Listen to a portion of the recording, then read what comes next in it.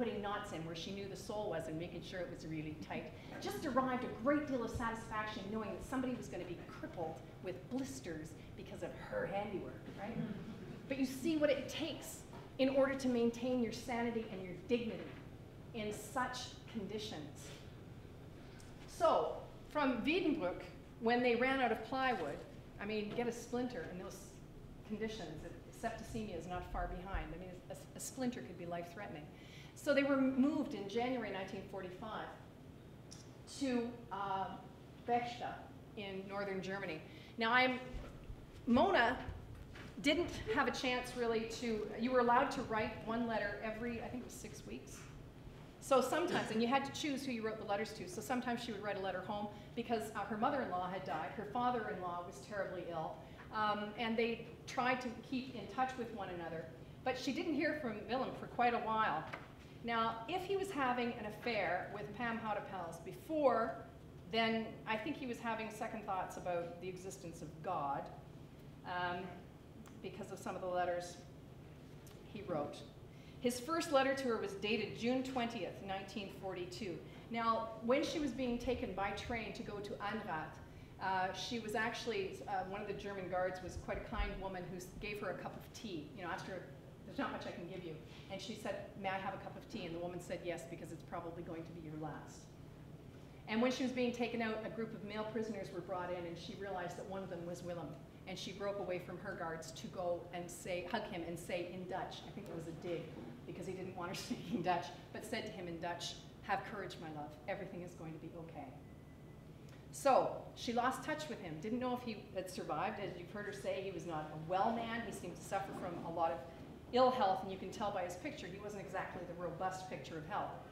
So his first letter, dated June 20th, 1942, is full of endearment and references to church services and his request for a Bible, none of which would have been out of the ordinary had Willem been a religious man. But since neither were devout churchgoers, and in fact, in a letter written by Mona's brother Ross in the 1950s, he refers to Willem as having been outside the church, these references stand out. In one of her notes written from Bethringsdane, Mona specifically asked for her green Bible. If this was a code, its key is long since lost, so the letter must be taken at face value. Subtext, though, remains in the background like a shadow. The other point which stands out about the letter is its date, and Willem's reference to the fact that it is his first correspondence with her in a year. If he was correct, he went into hiding in June 1941, almost 3 months before Pape and Moyer stayed at his home. But Pape, writing after the war, mentions conversations he had with Willem at Ingleside. So either Willem had lost track of time or it's a coded reference to something else. If part of his reason for going into hiding after Pape and Moyer left was his affair with Pam Houtepel, then his expressions of love for Mona might have been motivated by guilt. He writes, "My precious, sweet Mona, I am so happy today that I am able to write to you the first letter in a whole year, and what has happened in those 12 months. As you may know, I'm not allowed to write for the first 6 months, so I asked for a special letter which was granted to me, so I hope you will receive it soon and in good order. You must send a special letter too, and answer me as soon as you can, my darling. I'm so anxious to hear from you, I can hardly wait. Of course, I'm not able to tell you all that I've gone through. You cannot imagine it, dear. It has been hell. I will tell you all that later, after the war. The only thing is that our lives are saved by a miracle, and I know and feel very strongly that we have to thank the Lord for that, Mona dear. As we felt in New York that he had brought us together, I feel he saved us to unite us again. As he made us meet Friday, the 6th of March at 8:30 a.m. at the Amsterdam jail for you to say to me, Moed in vertrouwen.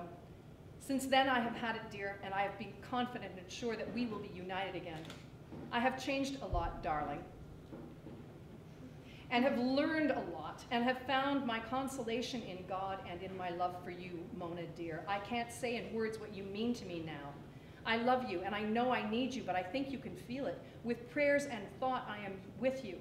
Real love is something so beautiful and deep that one cannot bring it under words. When we are united again, and I pray and hope it will be soon that this terrible war will be over, I will devote my whole life to you, my sweet wife, and will live for your happiness only.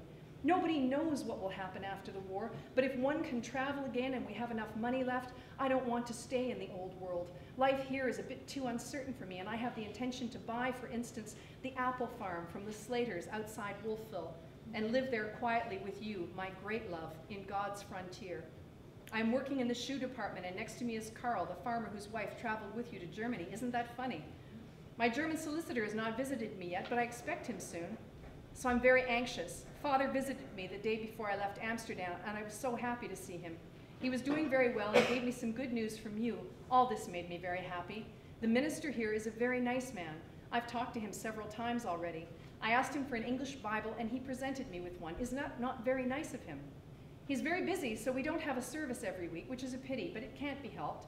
As far as I know, Ingleside and its inhabitants are doing well, and I'm full of optimism and confidence that I will close you in my arms again in our own home, and never to be separated anymore. I do hope to hear from you, darling, and to hear what I pray for that you are healthy and fit and full of confidence also. Trust in the Lord, Mona dear, and pray as much as I do. I know and feel that he will help us as he had done the last year. My Mona darling, I love you so much, and I am with you always in prayers day and night. I am also allowed to have your picture, and I carried it in the Bible and you in my heart. Well, my great love, so long till we meet soon again. Keep steady and confident, and write to me soon. God bless you. All my fondest love and kisses, always. Your own loving husband. Quite emotional stuff. She wrote back to him, I cannot tell you how happy you have made me. Your letter sleeps under my pillow each night. I'm allowed to have the picture of you, me, and the dogs under the pergola. I too believe that God spared our lives so that we will be together again, and that he allowed us that dramatic meeting last March in Amsterdam. I'm always with you in prayers and thoughts, and I long always for our freedom, and to return to our home where I will live for your happiness, my sweetheart, and hope that we will never more be separated. I've also thought a great deal about Slater's apple trees and a peaceful life in the midst of nature in the valley, as we have so often thought. Billy dear, never forget that I love you with all my heart and soul and always will. You are the light of my life. So long, my darling. I am always well. Your loving wife, Mona. So there were a few letters between them, but Mona lost contact with her father when they moved to prison camps. She lost contact with her father, who by then had moved to Pictou. In October 1943, that was the last time the Red Cross was able to get a letter. So from 1943 until the war's end, he had no idea whether she was alive or not. Can you imagine what that's like? You know, some people may have family stories like that. But this woman really didn't want me to take her picture, but she finally relented. Wendelin van Botselaar was 22 years old, and by Mona's description, the most beautiful woman in Holland. When Mona was in Vechta, they arrived at the train station, and Mona was there in January. It was a few weeks later that they brought in a new crop of prisoners, and this young woman was taken to the top floor of the prison and put immediately into solitary confinement, which rather piqued Mona's interest. Why was she singled out for special treatment? She quickly found out that this young woman had been involved in a little operation. She was a university student but came from a well-to-do family and could afford to have a butler. The Nazis finally got suspicious when she kept going through so many butlers. And it turned out, of course, these were flyers that she and university friends were helping to get out of Holland. Her fiance at the time was also involved. They were all rounded up and arrested. Her fiance was executed. And she just kept escaping. She figured one of these days they'd kill her, but she was going to keep trying. So she was on the top floor in the winter in this drafty, nasty prison. Mona was working in kitchen detail and actually got permission to go up, and she went up to visit the prisoner and slipped her a piece of potato. And Wendelin said to me, when I saw that hand come through the little opening in the door with that piece of potato, I didn't know who was on the end of it, but I knew we were going to be great friends for life. Because this was a piece of food that Mona would have paid dearly for if she'd been caught doing it. So there's the old Vechta train station. They would have been coming from the tracks down this way, which is actually where the new train station is, brought up here and dropped off, because just up this way, actually where this van is parked behind the lamppost, is the beginning of the prison. There is still a prison there. It was a prison before the war. It was actually a reform school for girls, kind of. But there's walls with barbed wire over the top. Now, this was one of the most startling things for me. We went with a documentary filming crew. We did the documentary for History Television. And my German was quite rusty, and I went into this town thinking somebody's going to know, right, wartime history. And I was directed to a museum, but it was quite firm on the museum's sign that this museum only covers up to the Napoleonic era. But I thought somebody in there, you know, somebody's got to know the local history. And I went in and I asked the fellow behind the counter, who would have been in his 60s, you know, excuse me, could you tell me, during the war, was this a prison for women, and was there a men's prison? And he looked at me and shook his head and said, I don't know anything from that period. I thought, this was your period. You know, you were probably a child. He said, come back tomorrow, my daughter knows a little bit more. You think about it, because of the occupation of the country and carved up by the victors, that it was mandated that these people would know nothing about that part of their history. It was to be a shame, but it was not to be remembered. That just blew me away.